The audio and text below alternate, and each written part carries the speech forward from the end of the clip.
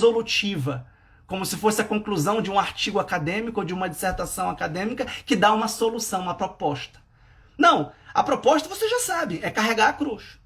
É tomar a própria cruz, cujo peso e cuja força nós não conseguimos carregar, mas unindo a força espiritual de Cristo, da pessoa divina de Cristo, porque a pessoa humana não consegue, a natureza humana de Cristo sucumbe. E por isso há um sirineu que o ajudou a carregar a cruz. E o sofrimento dele foi o mais profundo e intenso possível. E ali há uma transfiguração, e eu acho que o Mel Gibson conseguiu fazer isso com muita maestria, uma transfiguração do homem em Deus.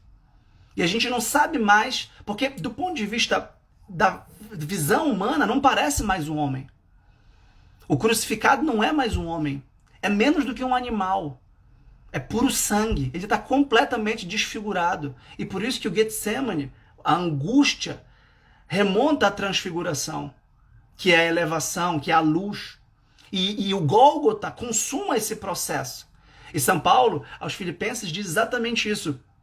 Cristo não se envaideceu, ou não se ensoberbeceu por ser Deus, mas se rebaixou até um homem. E esse rebaixamento não acaba, se ele só se tornasse homem, já seria um grande rebaixamento ontológico, uma perda profunda da sua integridade ontológica, mas ele se rebaixa até a cruz. E depois se rebaixa ainda mais até o pão.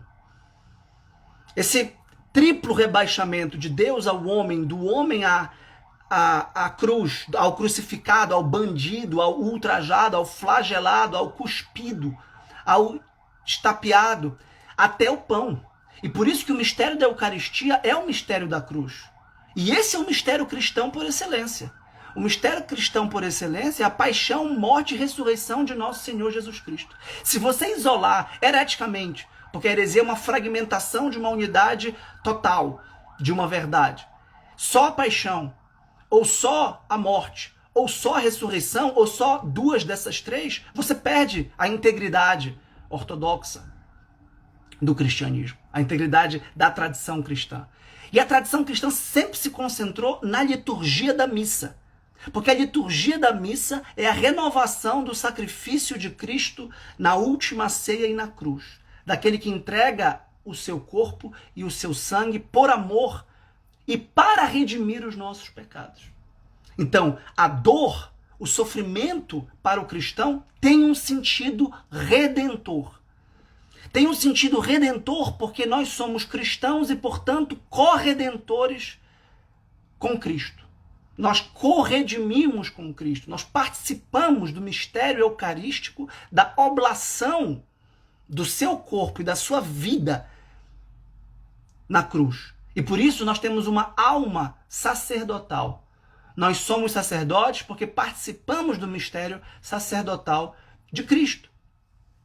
E da liturgia da missa, deste mistério supremo, que é colocar Cristo na boca e mastigar como um pão, beber o sangue de Cristo no vinho eucarístico, que é um mistério mais profundo que existe sobre a terra e que só pode ser acessado, portanto, pela fé, que nos abre as portas do céu e que, de algum modo, antecipa o céu e que rebaixa o céu, porque em cada sacrifício da missa figuram infinitos anjos, figura Nossa Senhora, São José, Deus Pai, Deus Espírito Santo, a trindade inteira naquele pedaço do corpo de Cristo.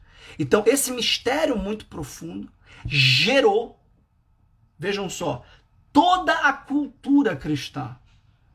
Gerou toda a linguagem que o cristianismo desenvolveu, inclusive os evangelhos.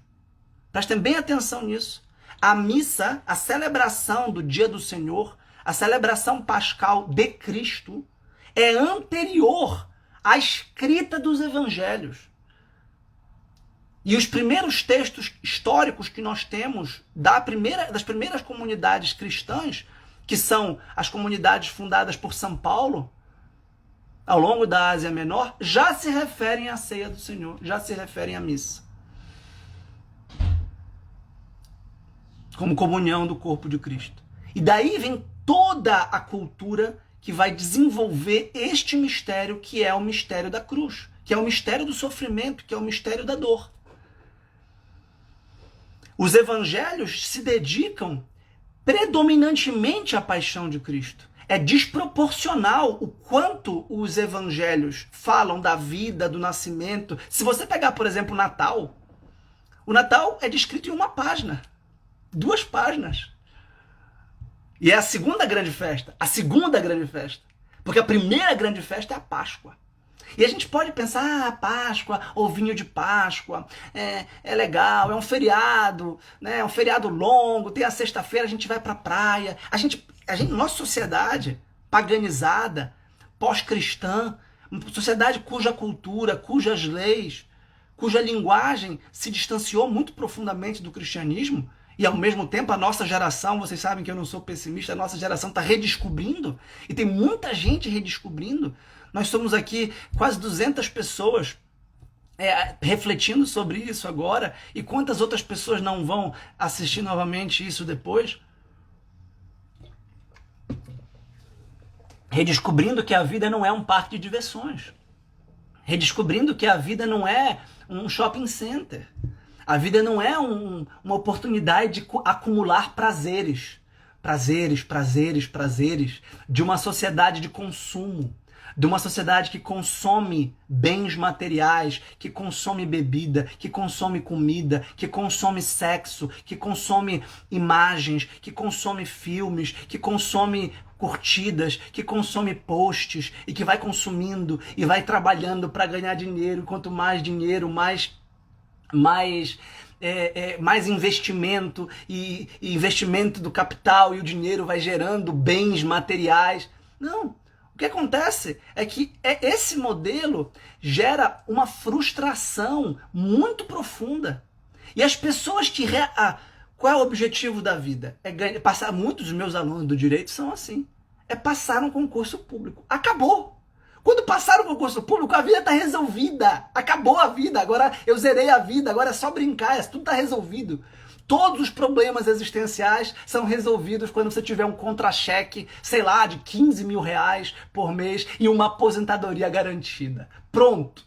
Está tudo resolvido.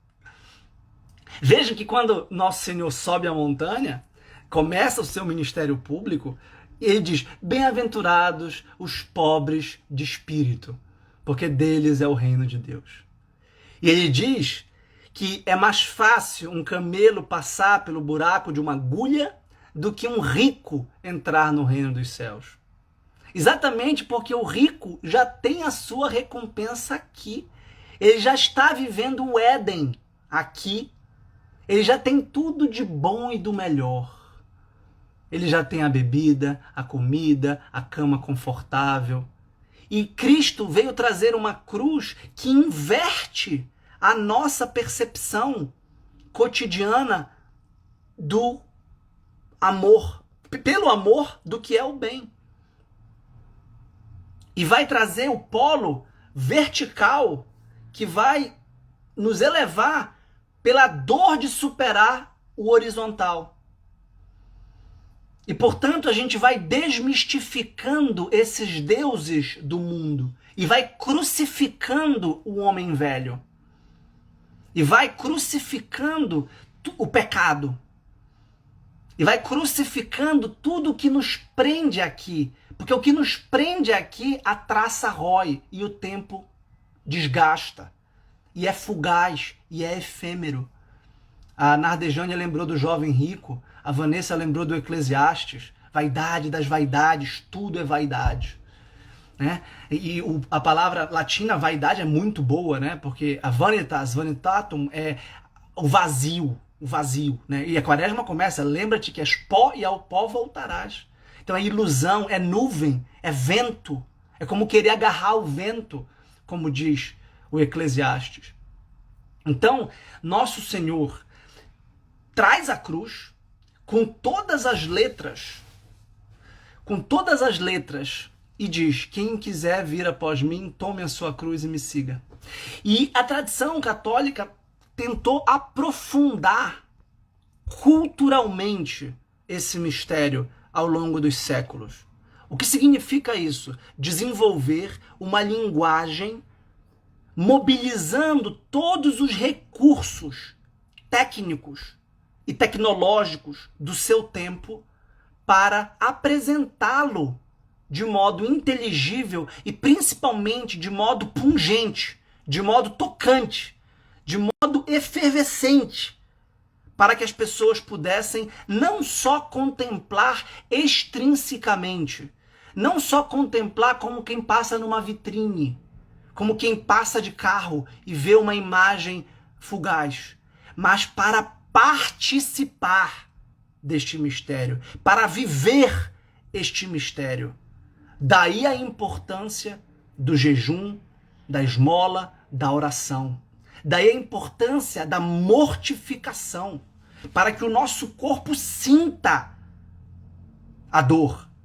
Daí a importância do incômodo, daí a importância da vigília, para que nós possamos acompanhar nosso Senhor durante a sua paixão.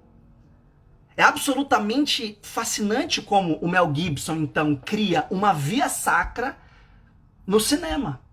Porque, como eu disse, os evangelhos foram escritos para narrar a paixão. Sobretudo. Então vejam, qual é o primeiro recurso? Que era o recurso que eles tinham na mão. Literatura. Escrita. Vejam que Jesus não chegou e falou assim, bom dia pessoal, tá aqui a boa nova, tá aqui o livro. Não. Jesus não escreveu nada. Aliás, só escreveu uma coisa. Escreveu na areia com os dedos quando Maria Madalena seria apedrejada.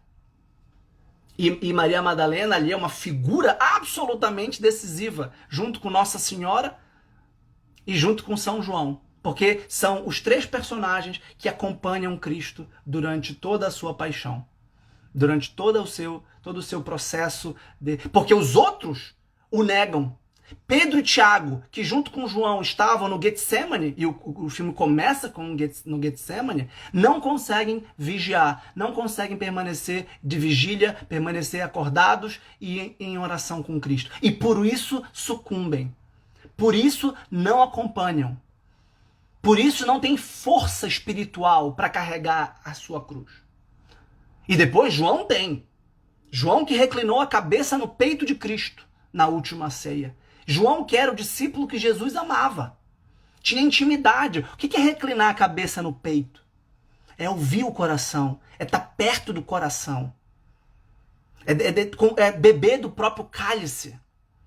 E quando a mãe de João e Tiago perguntou a Cristo na entrada de Jerusalém, no terceiro anúncio da paixão, que os seus dois filhos sentassem um à direita, outro à esquerda no reino de Deus, Jesus falou, vocês não sabem o que vocês pedem. Porque vocês não podem beber o cálice que eu vou beber. E claro que Pedro se entusiasma como sempre, diz, não, nós podemos sim.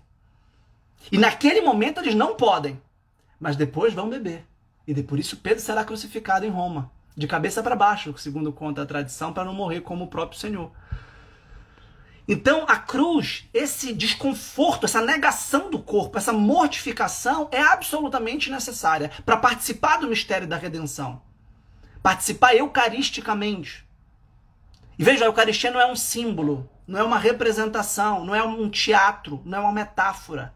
Quem come da minha carne, quem bebe do meu sangue, terá a vida eterna. Participa, este tem parte comigo. Este está junto. Quem bebe do meu cálice, beber do cálice significa estar junto. Você não bebe do meu cálice se você não estiver na minha casa, se você não estiver próximo dos meus negócios, das minhas coisas. Beber o cálice significa participar, beber o sangue, porque é o cálice do sangue que ele vai entregar na Eucaristia. Prenunciado no primeiro mistério das bodas de Caná, quando Nossa Senhora lhe pede que não falte vinho naquele casamento. E ele mostra ali que ele tem a capacidade de transfigurar a água em vinho. E o vinho é o vinho do seu sangue. Mesmo num momento tão alegre como o casamento de Cristo, o casamento verdadeiro é aquele de quem dá a vida pela sua esposa, a igreja, dirá São Paulo aos Efésios. Na maior explicação do que é o casamento.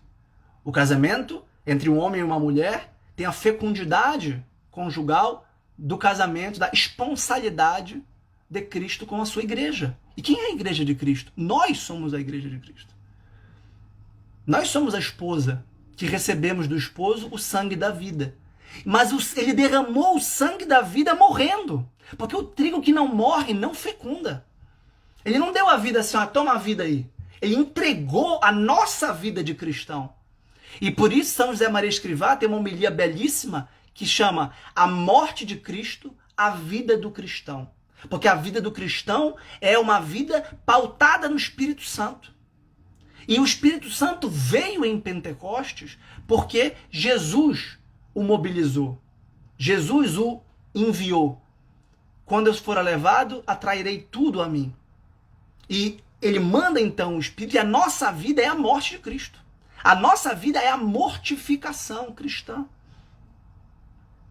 E o Mel Gibson, muito piedosamente, muito inteligentemente, com toda a consultoria teológica, histórica, com todo o realismo da maior tecnologia da atualidade. Repito, o barroco teve a arte da madeira entalhada. Os bizantinos desenvolveram a pintura sobre a madeira com ouro, na iconografia. Dante mobilizou a grande tecnologia poética. O Renascimento tinha grande arquitetura, pintura, óleo sobre tela. Isso tudo é tecnologia cultural para desenvolver uma linguagem que pudesse transmitir este conteúdo da cruz. E por isso a imagem disparadamente mais pintada, mais reproduzida, mais comunicada é a cruz de Cristo, sem nenhuma comparação. Sem nenhuma comparação. Em segundo lugar vem Nossa Senhora. É o Natal. Em segundo lugar é a Virgem com o menino no colo. Mas bem em segundo lugar, porque as igrejas que o cristianismo construiu, todas são para o mistério pascal da Eucaristia. Todas são a cruz de Cristo, com o crucificado, sangrando, latejando, sofrendo. Os mistérios dolorosos do Santo Rosário, por exemplo, que nós rezamos às terças e sextas, são exatamente os mistérios que nós vemos no cinema de Mel Gibson. Então, quem conhece a história da igreja e cultura católica não se impressiona. Quer dizer, se impressiona muito, o filme é muito impressionante, mas com o esforço de mobilizar os recursos tecnológicos da linguagem disponível para comunicar o que há de mais importante para ser comunicado e ajudar a que nós imitemos, a que nós vivamos, a que nós participemos deste mistério. E por isso eu recomendo há muitos anos os meus alunos, quando eu percebi isso, que assistam todas as sextas-feiras santas, que é amanhã ou hoje, que começa o Tríduo Pascal, A Paixão de Cristo, Mel Gibson, que é este filme. E que muita gente se assusta e considera violento, mas que é profundamente realista. São José Maria Escrivá, por exemplo, que escreveu uma via sacra. E toda a igreja, como eu disse, tem uma via sacra. Como vocês sabem. As 14 estações que nós contemplamos da paixão de Cristo. O padre Milton Ferreroni, um sacerdote muito piedoso, muito inteligente do Opus Dei, que é meu amigo pessoal, meu diretor, sempre menciona esse filme. Ele que estudou história, que estudou teologia, e é um filme profundamente realista.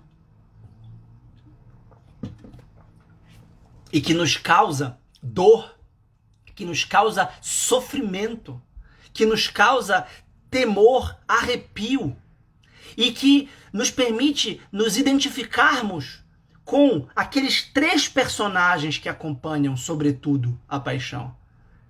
Em primeiríssimo lugar, Nossa Senhora, que sofre na alma cada cusparada, cada dor, cada tapa, cada chicotada, cada dilaceração da pele, cada dor do seu filho. E é muita dor. E não é só uma dor física, é uma dor moral, é uma dor psicológica, é uma dor espiritual, de abandono, não só dos seus amigos íntimos, amigos esses que tinham jantado na véspera, 12 amigos e um trairia, que é Judas, que está muito bem representado no filme, e que se arrepende. Pedro, que era o seu braço direito, era pedra sobre a qual Cristo edificou a sua igreja, também se tornou uma pedra de tropeço, de escândalo. A pedra que embasa a construção, a pedra angular, não é isso? Do ângulo fundamental da arquitetura que mantém o edifício de pé, é a pedra de tropeço, do escândalo de Satanás, de quem quis evitar a paixão. Porque Pedro disse, eu vou evitar a paixão. Então, Nossa Senhora acompanha Nosso Senhor. João, que fugiu do Getsemane e que não pôde acompanhá-lo naquele momento, depois o acompanha. E Maria Madalena, que foi perdoada. E vejam, o filme foi muito criticado porque ele é real, porque ele é realista, porque ele é correto. E como São Paulo diz aos Coríntios, os judeus buscam milagres, os gregos buscam sabedoria, mas nós pregamos Cristo crucificado, escândalo para os judeus e loucura para os pagãos. Então é claro que o mundo vai considerar loucura. Óbvio, é loucura. Loucura de amor, como dizia São José Maria Escrivá. E sem fé e sem amor é loucura. Deveria ter um manicômio para os cristãos. Acontece que é a loucura de amor que dá sentido a este mistério do sofrimento e a este mistério do mal. São José Maria dizia, mete-te nas chagas de Cristo crucificado. É isso que ele faz. Dói na nossa pele, dói na nossa alma. O abandono não só humano de Cristo, dos amigos que o abandonaram, do povo que o traiu, mas do próprio Pai. Ele se sentiu abandonado pelo Pai. E as 7 palavras de Cristo na cruz são palavras de uma profunda densidade espiritual, moral, psicológica. Tenho sede. Pai, se possível, afasta de mim este cálice. Não, isso foi dito no Getsemane. Senhor, Senhor, por que me abandonaste? Tudo está consumado. Pai, em tua mão entrego o meu espírito. Mulher, és aí o teu filho. Então, essas palavras profundas. Ainda hoje estarás comigo no paraíso, disse ao bom ladrão. Eli, Eli, alá sabactame. Senhor, Senhor, por que me abandonaste? Então, essas palavras de um homem, plenamente humano e plenamente divino. 2 naturezas que não se confundem e não se excluem mutuamente, intrinsecamente ligadas. Pois assista todos os anos, Alexandra. Pois assista todas as sextas-feiras. Pois assista todas as terças e sextas. Pois assista todos os dias. Porque os santos, aqueles que se identificaram com a cruz de Cristo, sempre amaram muito a paixão de Cristo. Porque se você ama a Cristo sem a paixão de Cristo, você tem uma fantasia. E a gente diz no provérbio popular, o diabo foge da cruz, né? Evitar o sofrimento como o diabo foge da cruz. E é um desses provérbios bastante elucidativos, porque o diabo tentou Nosso Senhor, e isso está muito bem presente no filme. A presença do diabo representada por um andrógeno, que no fundo é uma mulher careca com voz de homem. Porque o diabo é essa confusão, essa mentira, é esse engodo. E o diabo também é representado por meninos com cara de velhos. Então a gente não sabe se o diabo é homem ou mulher, ele é um misto dos dois. Se o diabo é criança ou velho, ele é um misto dos dois. Essa confusão que é o diabo. E Cristo tem hombridade, tem a integridade, tem a força, a fortaleza. E de todos os personagens, só um o acompanha em todas as dimensões, que é Nossa Senhora. Que é uma atriz também, que eu diria assim, quase rouba a cena. É uma atriz, assim, absolutamente extraordinária. Todo mundo fala do Clavio, do protagonista que fez Nosso Senhor, que fez Jesus Cristo, mas a atriz que fez Nossa Senhora é absolutamente impressionante. Isso, Keniston. Andrógeno também porque é puro espírito e não tem sexo, não tem corpo. Exatamente. Exatamente. Então, Nossa Senhora ali consegue uma fortaleza, uma força de quem acompanha o mistério de Cristo desde a sua concepção. Carne da minha carne. Ela sente a profunda dor na sua carne do que está acontecendo com Cristo, porque ela disse, faça-se em mim segundo a sua palavra. Porque ela enfrentou, ela participou desse grande mistério. A cena da Pietà, no final, é esplendorosa. E o diabo provoca para que ele renuncie. O diabo diz, você não tem força para isso. Você pode mudar tudo isso, você pode fugir, você pode fazer um milagre, você pode mobilizar o poder, você pode mobilizar a multidão, você pode persuadir retoricamente a Caifás, a Anás, naquele tribunal de engano, você pode persuadir discursivamente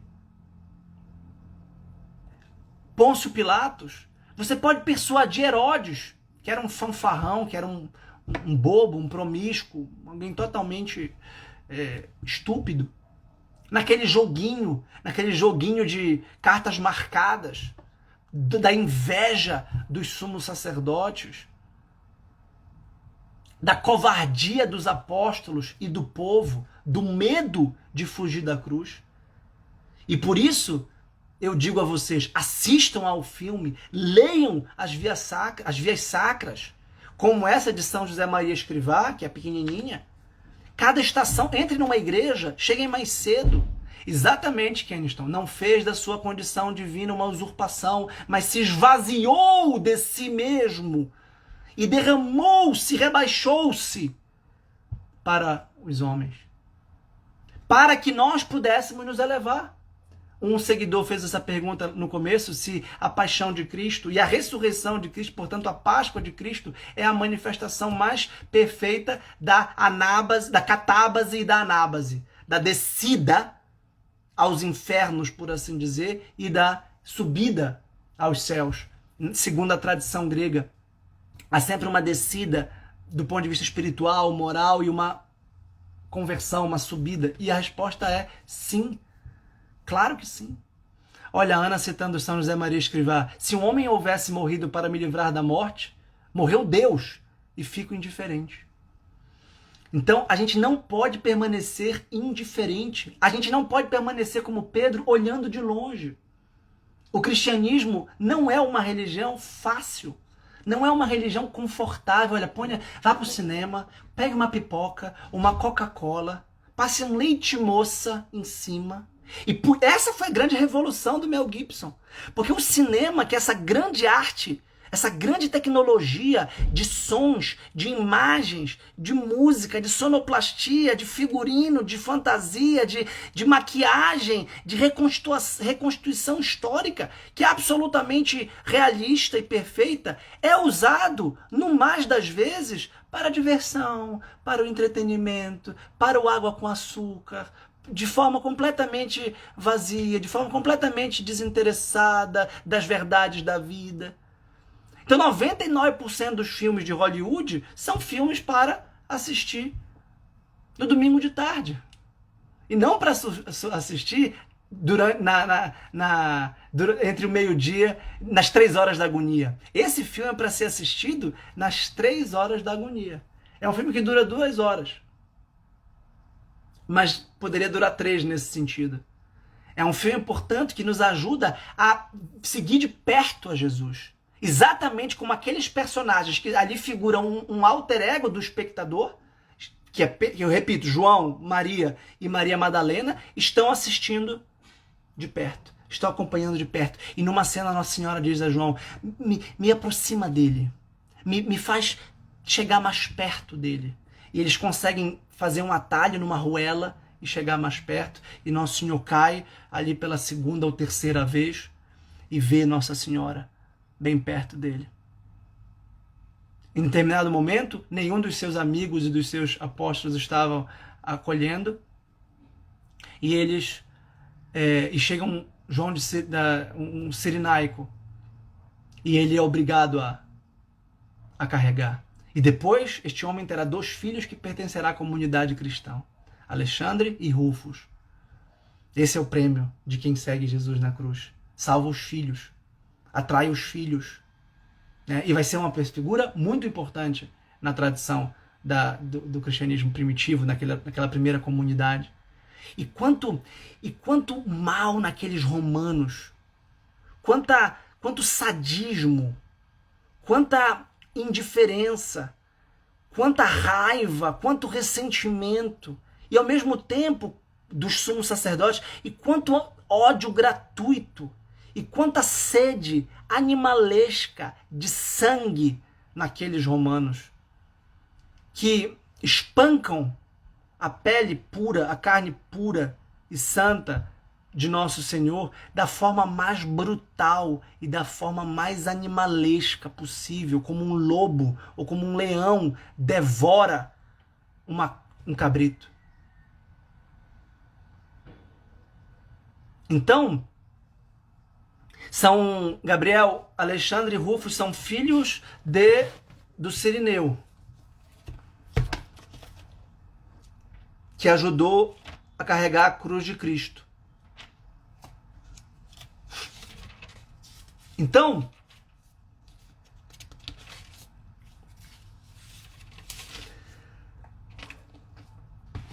o mal existe. O mal existe. E nós somos capazes do mal. Nós somos capazes de ter uma grande indiferença perante o sofrimento alheio. Nós somos capazes de rir do mal. Nós somos capazes de promovê-lo, de financiá-lo, de aplaudi-lo, ou simplesmente de nos omitir diante dele. É por isso que na nossa alma surge uma disputa. Na nossa alma surge uma guerra entre o bem e o mal, entre a carne e o espírito, entre o prazer e a dor. E paradoxalmente, a dor vai ser o caminho da santificação. Exatamente, Keniston, a paixão de Cristo não foi suave, não foi leve. Foram milhares de chibatadas. Foram dezenas de centenas de milhares de flagelos. E por isso a gente contempla nos mistérios dolorosos exatamente a agonia no Horto das Oliveiras, a flagelação de Cristo, a coroação de Nosso Senhor, a subida ao Calvário e a crucifixão e morte. Sim, Padre Wesley, essa passagem é fantástica. Mãe, eu renovo todas as coisas. Essa é a transfiguração do mal. E vejam, a gente tem duas reações possíveis ao mal. Duas reações básicas. A primeira é a negativa. A reação da revolta, do inconformismo, da irresignação, o sentimento de injustiça e a negação de que o mal tenha sentido. Dizer que o mal não tem sentido. O mal, ele é gratuito, ele é ocioso. Isso é o niilismo.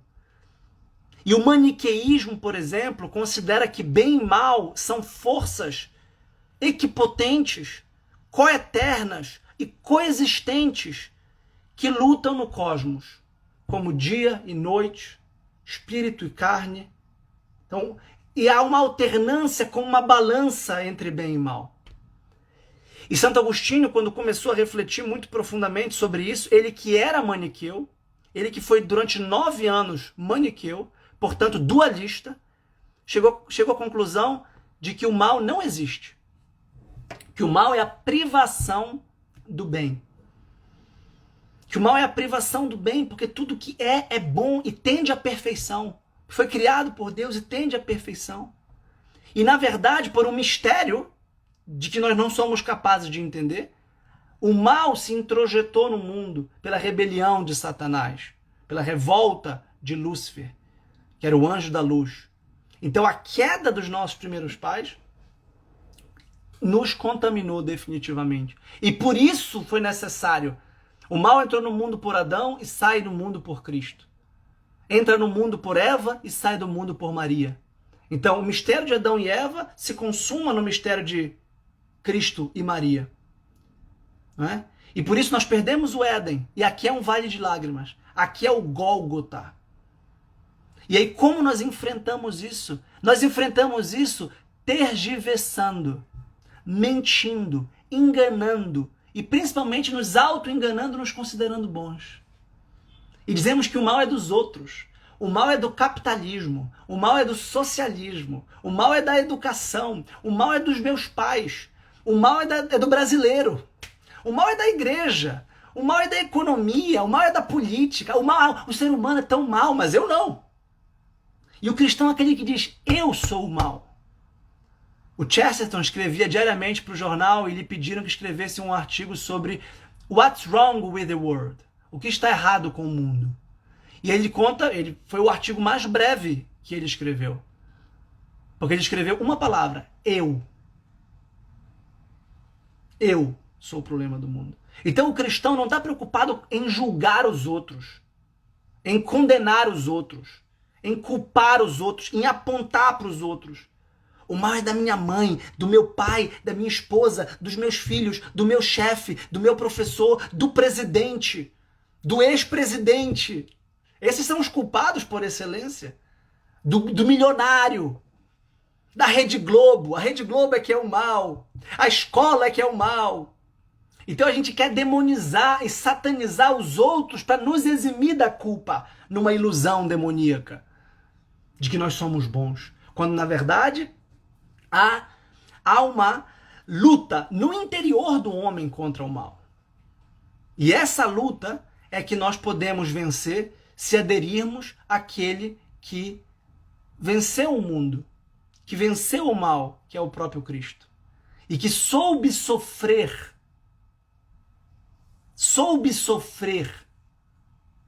o mal, sem retribuí-lo. O que está mais claro nas narrativas do Evangelho é a inocência de Cristo. E o René Girard, que é um grande antropólogo e psicólogo e pensador do século XX e XXI, faleceu recentemente, demonstra que as narrativas evangélicas são as primeiras narrativas na história da humanidade contadas da perspectiva da vítima. E ao serem narrados na perspectiva da vítima, os evangelhos demonstram que o bode expiatório é inocente. E ninguém se persuade de que os sumos sacerdotes e os romanos têm razão. Pelo contrário. E o próprio Pôncio Pilatos percebe que esse era um inocente. E diz, não vejo culpa nesse homem. E tentou de tudo isentá-lo, inocentá-lo. Tentou chamá-lo para uma conversa privada, para um julgamento privado.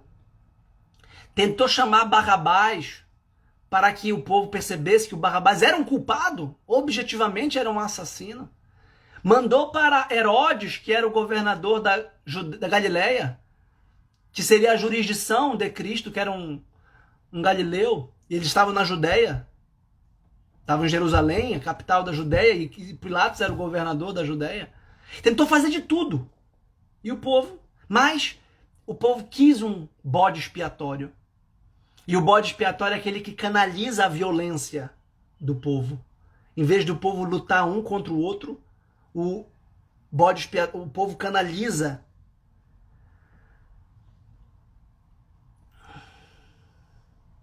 a violência contra o inocente. Só que o bode expiatório, aquele que tira o pecado do mundo, e foi como São João Batista disse: eis o Cordeiro de Deus que tira o pecado do mundo. E o Cordeiro é o animal que se deixa imolar. É o animal que não reage. O Cordeiro é um animal inocente. Ele dá a jugular. O único animal que você ataca e ele se oferece é o Cordeiro. Todos os animais avançam e se defendem. O Cordeiro ele se entrega.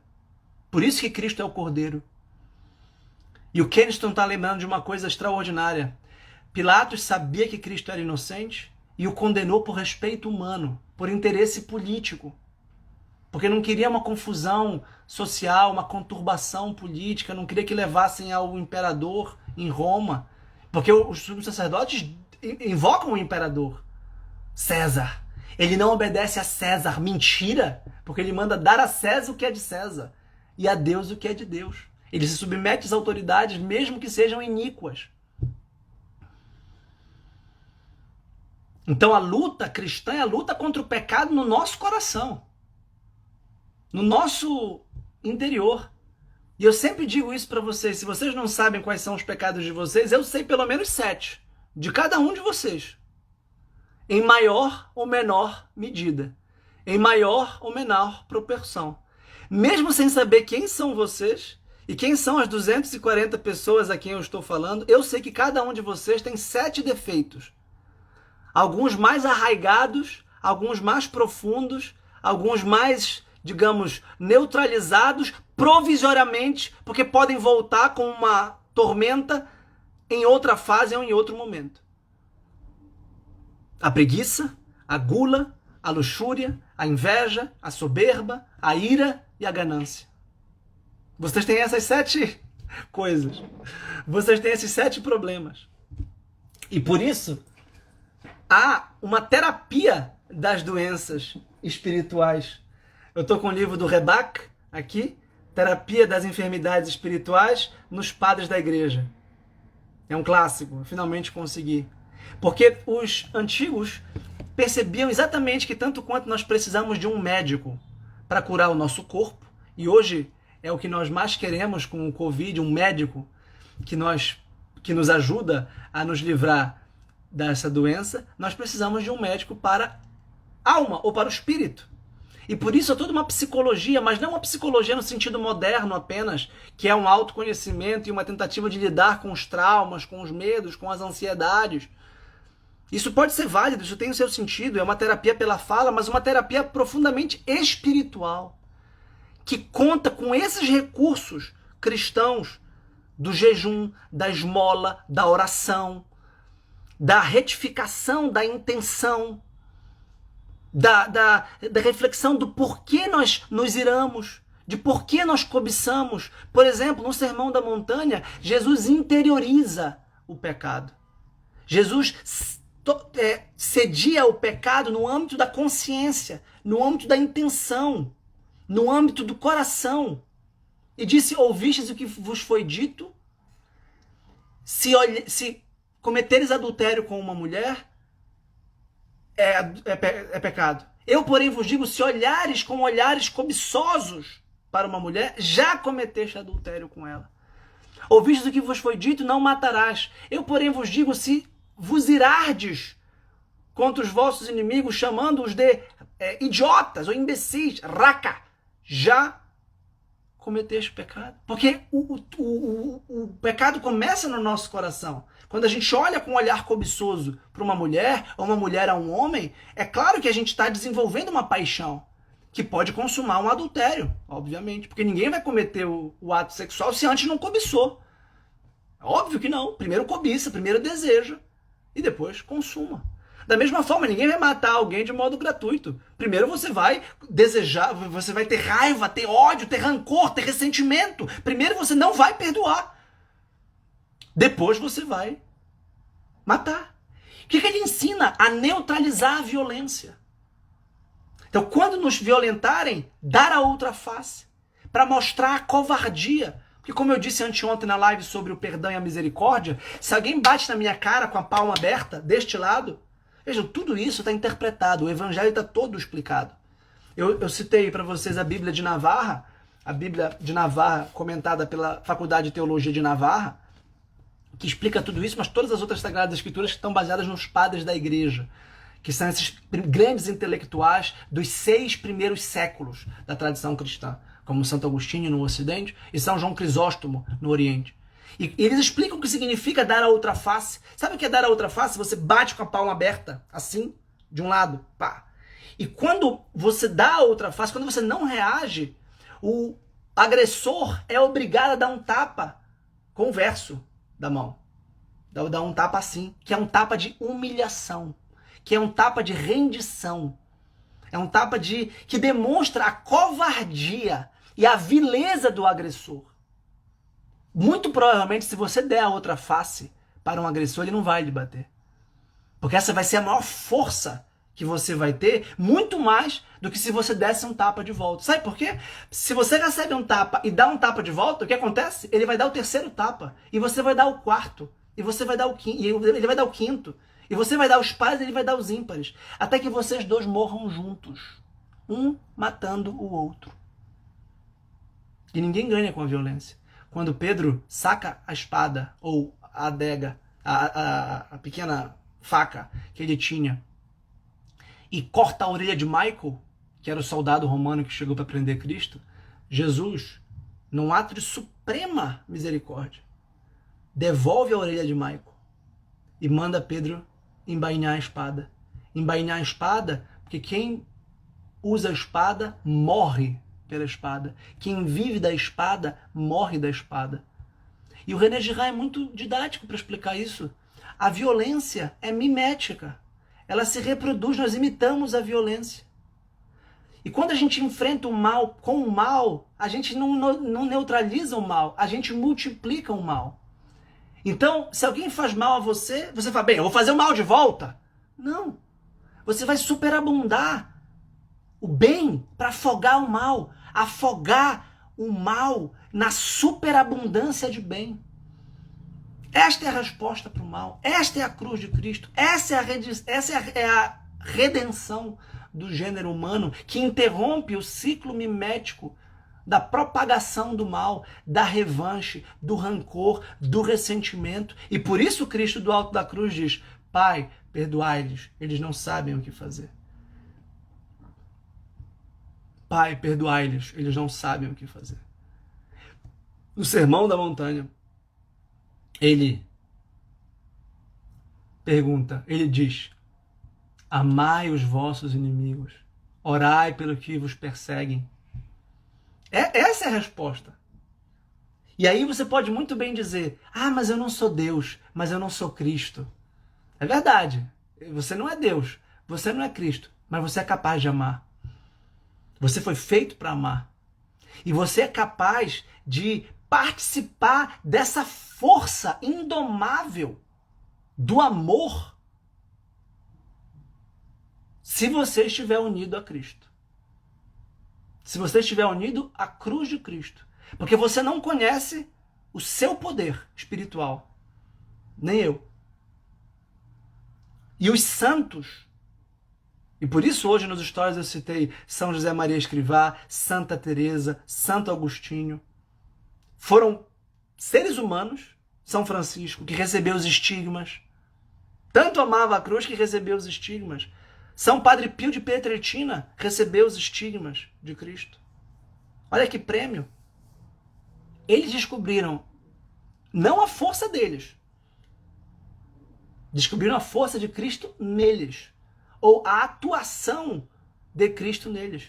Porque a vocação cristã é repetir com Maria, faça-se em mim, segundo a vossa palavra. Não é dizer eu faço, eu me garanto, deixa comigo.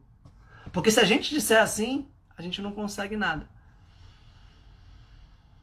Então, meus amigos, assistam a este filme, que é uma obra-prima, meditem sobre a paixão de Cristo, leiam os evangelhos, leiam os 4 evangelhos, Mateus, Marcos, Lucas e João, no que concerne a paixão de Cristo, ao sentido do sofrimento, ao sentido da dor. No mundo tereis tribulações, coragem, eu venci o mundo, disse Jesus Cristo.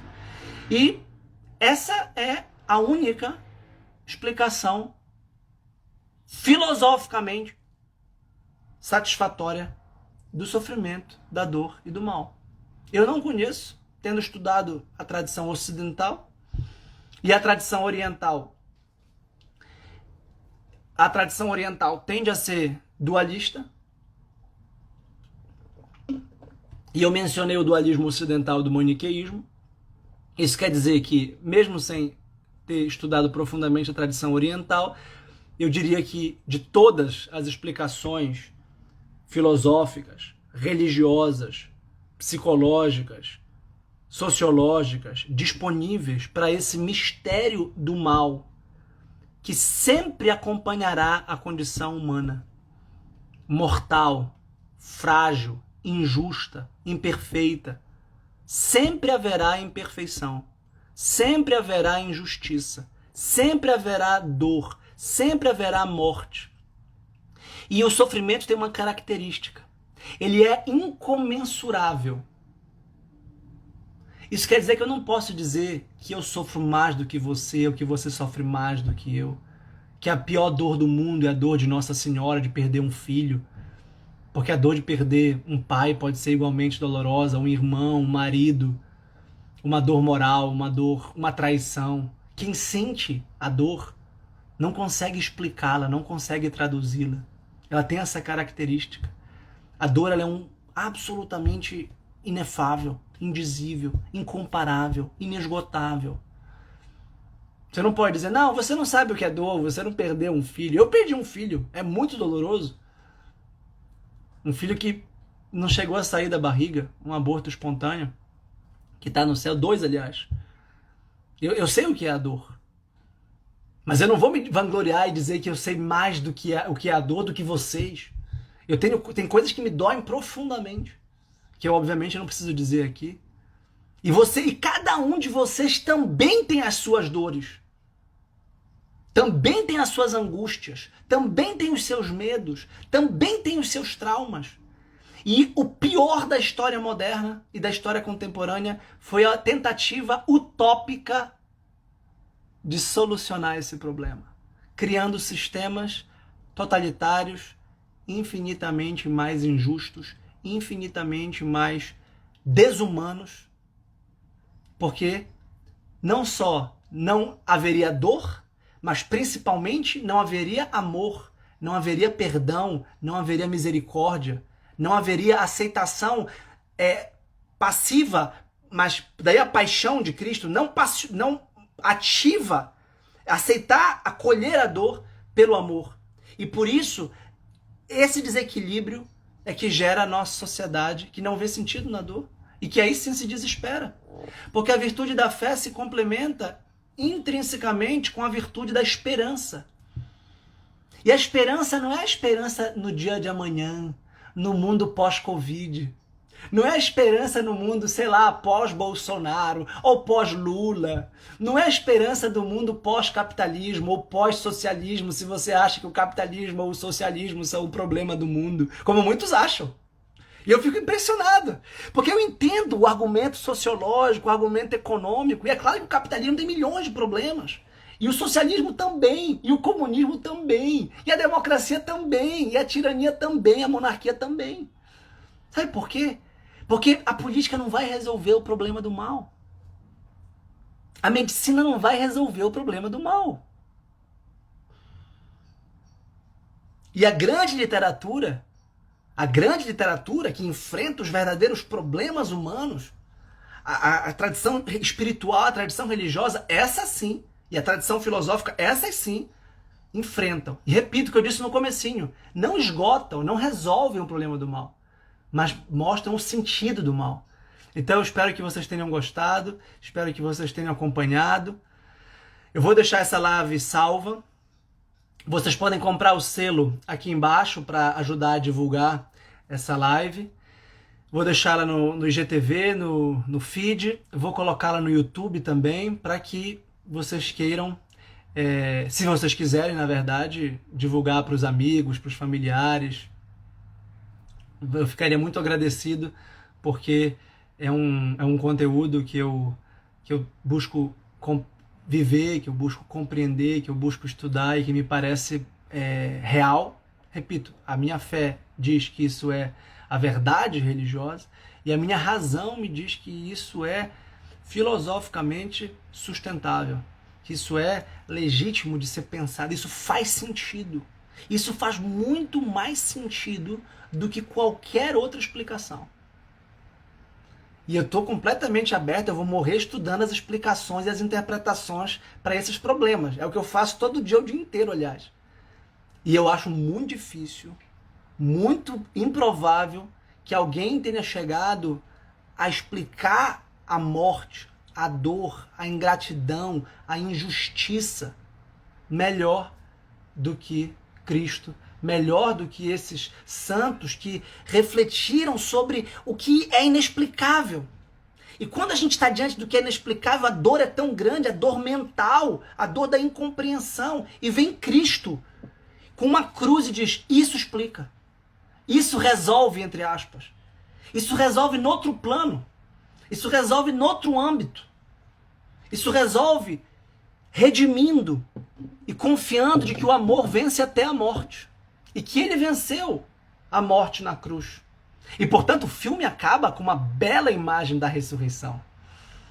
O filme acaba com uma imagem extraordinária da ressurreição. Inclusive, o próximo filme, eu acho até que está pronto, eu não sei quando vai ser lançado, é sobre a ressurreição.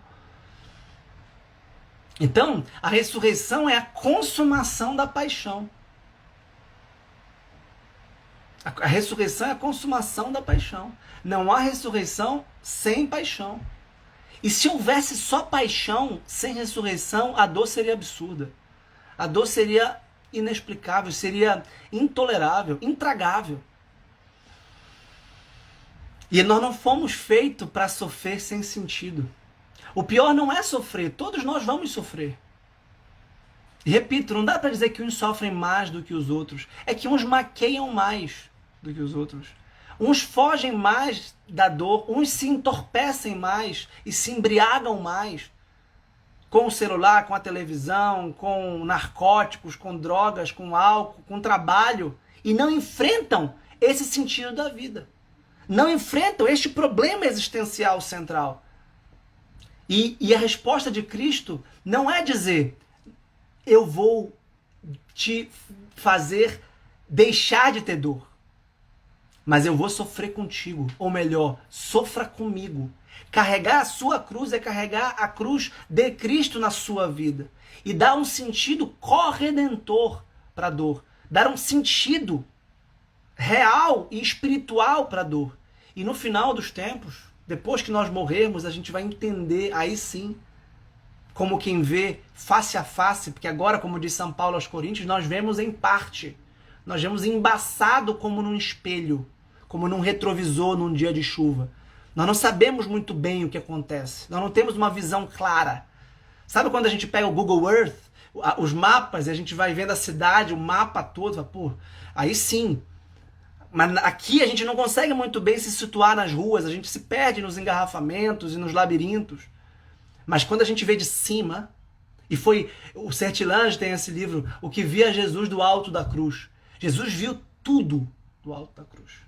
Viu toda a humanidade, inclusive viu a cada um de nós, com as nossas dores, com os nossos dilemas, com as nossas mentiras, com as nossas traições, com as nossas contradições, com os nossos juízos precipitados, com a nossa incapacidade de perdoar, com a nossa vontade de se vingar, com a nossa pequenez, com a nossa baixeza, com a nossa vileza, com a nossa perfídia, com a nossa inveja, com a nossa gula, com a nossa luxúria, com a nossa soberba.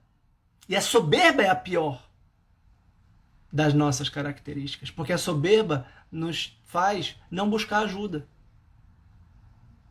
nos faz sentirmos autossuficientes.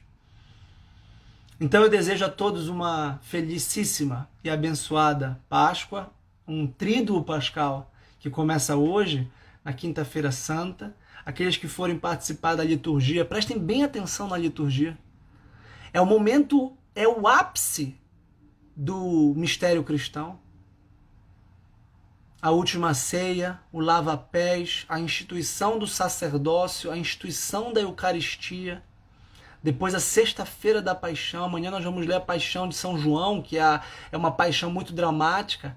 E preste atenção que nós vamos ler na cerimônia o povo dizendo crucifica-o. E leia isso, grite isso. Fale isso, porque é você crucificando Cristo com os seus pecados. Não assista de fora como quem assiste a um teatro. Você vai ser um ator nesse dia. Um ator no sentido real. Você vai ler aquela palavra do Evangelho. Crucifica-o. E no sábado, aquela liturgia belíssima que começa escura. É a minha liturgia preferida.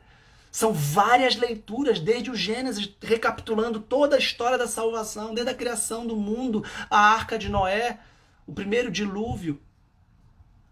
Depois, todos os pecados, os profetas de Israel, até chegar no advento, até chegar na Páscoa. E aí a vela, o Círio Pascal começa a acender as velas e a luz vai se disseminando, a gente começa a acender a igreja devagar e depois a luz de Cristo. É o momento mais feliz. Cristo está vivo, Cristo ressuscitou. Então, a felicidade que nós sentimos com a ressurreição de Cristo é diretamente proporcional à dor que nós experimentamos com a sua morte. Quanto mais dor, tanto mais felicidade. E depois vocês vão ver a liturgia da Páscoa, porque começa o tempo pascal, e o tempo pascal é maior do que o tempo da Quaresma. São 50 dias até Pentecostes. É um tempo de alegria muito profunda. É um tempo de felicidade transbordante. Se, e somente se, nós passarmos por esse arco, que é o arco da nossa vida. A nossa vida que vai acabar com a morte. E que se Deus for misericordioso, e se nós tivermos acolhido essa cruz, nós vamos ressuscitar com Cristo, com sua mãe, e reencontrar todos os que nós amamos, se forem salvos. E serão salvos se nós, de algum modo, os ajudarmos a salvar, participando apostolicamente do mistério da redenção. Porque o mistério de Cristo também é o mistério do apostolado cristão, da missão que cada um de nós, cada batizado recebeu de propagar a boa nova do Evangelho, que, repito, será vista pelo mundo como loucura e escândalo.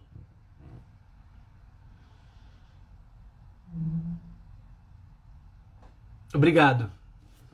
Boa tarde, boa Páscoa.